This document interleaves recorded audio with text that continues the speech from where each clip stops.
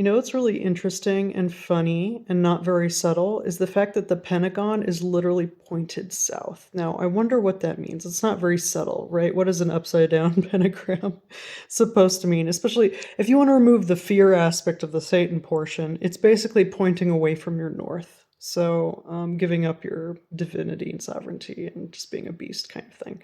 So, you're pointing away from north and you're turning away from guidance and going south, right? And then on top of that, I want you guys to Google the Arch of Baal. It'll be really fun.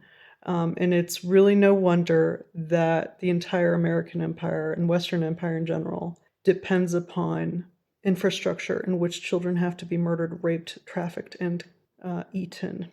It's not for Christ.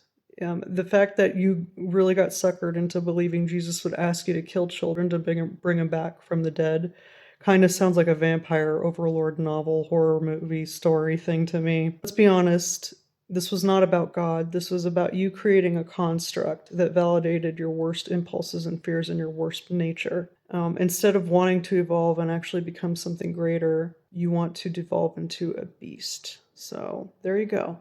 This is why they're scared of losing control, because it means they don't get to just act like this anymore, that they are held to standards in which the whole world is safe from being murdered and raped and exploited. So I feel like it doesn't need to be said, but also if you're an enemy of the truth, that is basically the same as being an enemy of God, an enemy of reality, because you always harp on this idea of the truth, God is the truth, blah, blah, blah.